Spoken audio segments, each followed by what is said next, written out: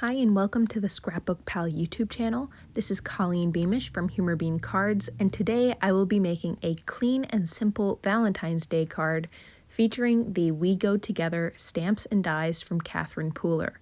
This is such a fun set because it's filled with sentiments like "You're the milk to my cookies" and "I do not know what I would do without you." I will be using the donut sentiment today, and I figured that would be perfect to pair with these sprinklets embellishments to make a shaker card. So let's get to it. So to start, I've gathered all of the elements I want included on my card, and I'm just laying them out to figure out my spacing. I'm using a heart die from a Concord and 9th die set called Markered Messages, and I'm just going to use some washi tape to adhere the die to the paper temporarily to die cut that out. This piece of paper is a heavyweight cardstock, 110-pound cardstock, cut down to 4 1/4 by 5 1/2, and this will be my card front. So now I also have a card base, same size, 4 1/4 by 5 1/2 out of 110-pound cardstock, and I have a scrap of pink cardstock here just for my stash, and I'm using some double-sided adhesive to tape that to the card base. I want this to be behind the heart, which will be our shaker window.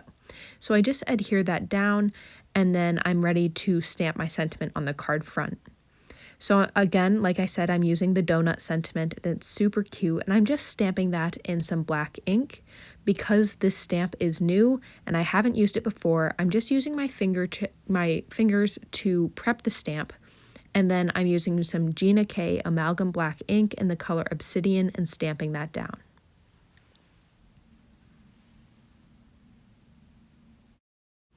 My card is going to have one donut on it, so I'm going ahead and stamping that down.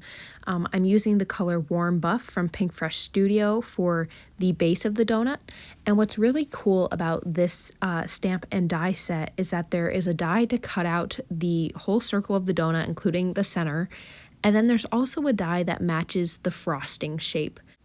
So now I'm stamping that same donut image again, but this time with Distress Oxide ink and the color Festive Berries. And this is the exact red that I wanted. I was so happy with it. Next, I'll start stamping the Sprinkles shaker bottle.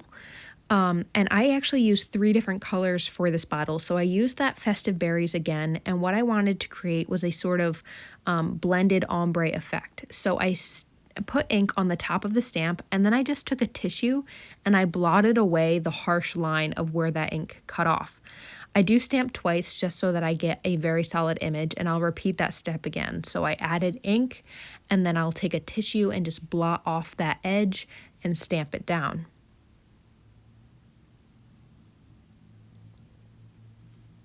Next, I'll go in with the color Picked Raspberry, which is a bright pink, and I'm just repeating that step. So I'm putting the ink where I want it, and then this time I will blot off the top and the bottom of that ink swatch so that it's blending seamlessly with the red, and then it's also lightening at the bottom where I'm going to add an even lighter pink, which will be the color Spun Sugar.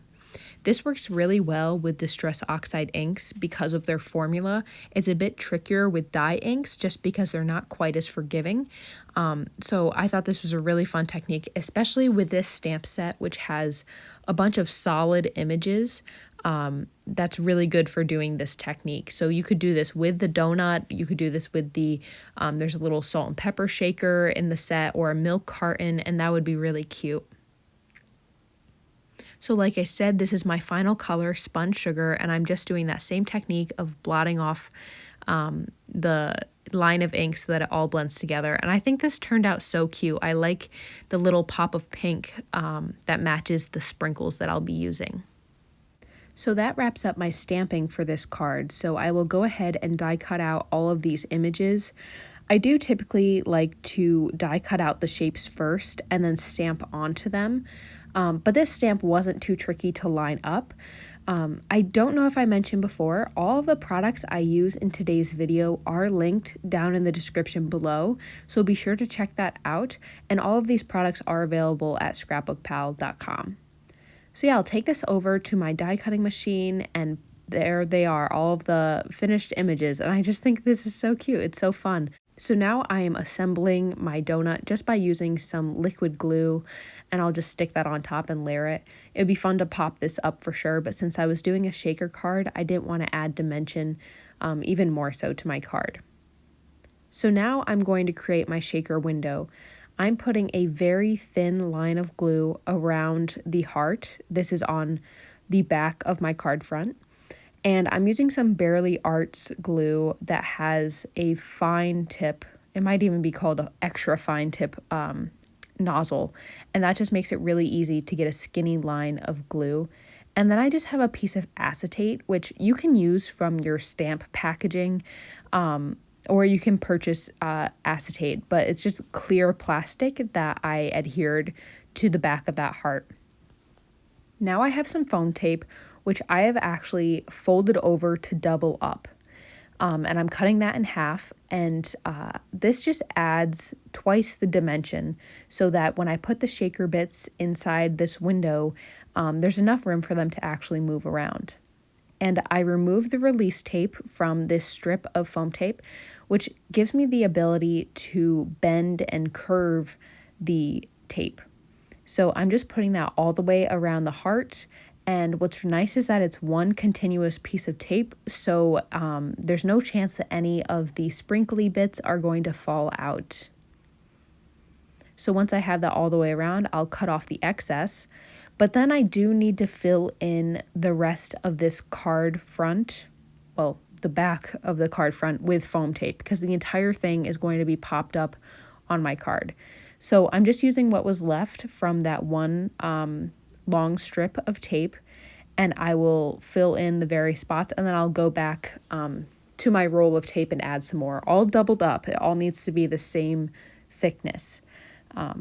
So yeah, once I have that all set, I'm going to adhere that to my card base.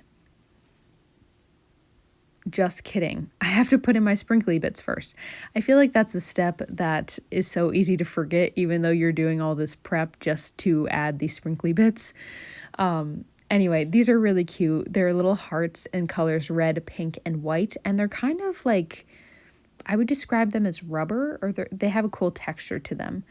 So I just filled up that heart. I put quite a few in there, and I made sure that they were all like kind of in one layer. And then I'm using the corner of my MISTI to properly line this up. This tip is a lifesaver. Once I figured this out, that you could line everything up in the corner of the MISTI, it makes it so easy to make shaker cards. So that is the big reveal. I was so excited to turn that card over. And now I'm just adding a dotted line around the heart with a black pen. I just wanted to really accentuate that heart. So now I will adhere my donut to the card, and that's just with some double-sided adhesive. And then I will do the same with my sprinkle shaker bottle. And I'll just use my scissors to cut off the excess. I had the shaker bottle going off the side of my card here. So I just cut that off, and that nearly completes my card. But I wanted to add a couple hearts, those same sprinkle bits, to look like they're coming out of the shaker. And I just feel like that's the perfect final touch. So this is my card for today. I had so much fun playing with these Valentine's Day products from Catherine Pooler, and this will be the perfect card for one of my Galentines this year. So like I said, everything is linked down in the description below. Thank you so much for watching this video. I hope it provided some inspiration for you as you do your Valentine's Day crafting. Be sure to like this video and subscribe to the ScrapbookPal YouTube channel. There's always some new crafty inspiration popping up here. So I will see you next time. Bye.